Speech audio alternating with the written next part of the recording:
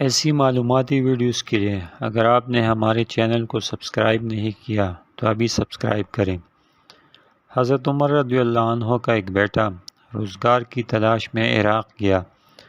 1 سال کے بعد واپس آیا تو مال سے لدے ہوئے اونٹوں کے ساتھ آیا۔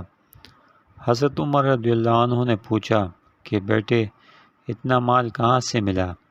بیٹے نے جواب دیا کہ تجارت کی، اسی سے کمایا۔ حضرت عمر رضی اللہ عنہ نے پوچھا کہ تجارت کے لیے پیسہ کہاں سے آیا؟ بیٹے نے جواب دیا کہ چچا نے قرض دیا جو لوٹا چکا ہوں۔ چچا سے مراد کوفہ کا گورنر تھا۔ حضرت عمر رضی اللہ عنہ نے فوراً گورنر کو مدینہ طلب کیا جو صحابی رسول بھی تھے۔ ان سے حضرت عمر رضی اللہ عنہ نے پوچھا کہ کیا وہاں بیت المال میں اتنی دولت آ گئی ہے کہ ہر شہری کو کاروبار کے لیے قرض دے سکتے ہو؟ گورنر نے جواب دیا کہ نہیں، ایسا تو نہیں۔ حضرت عمر رضی اللہ عنہ نے پوچھا کہ پھر تم نے میرے بیٹے کو قرض کیوں دیا؟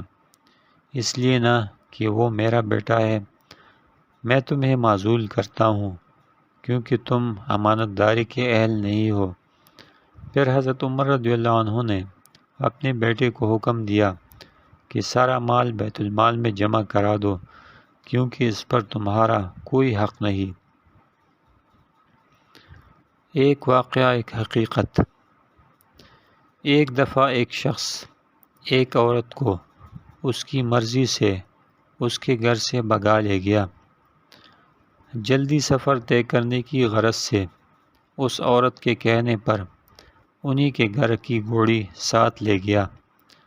کچھ سفر کے بعد راستے میں ایک ندی آئی تو گھوڑی بجائے گزرنے کے پانی میں بیٹھ گئی۔ اس شخص نے حیرانی سے عورت سے پوچھا کہ یہ پانی میں کیوں بیٹھ گئی؟ تو عورت نے جواب دیا کہ اس کی ماں بھی بیٹھ جایا کرتی تھی۔ اس شخص نے بڑی دانشمندی سے فیصلہ لیتے ہوئے اس عورت کو ان کی گھوڑی سمیت واپس گھر چھوڑایا۔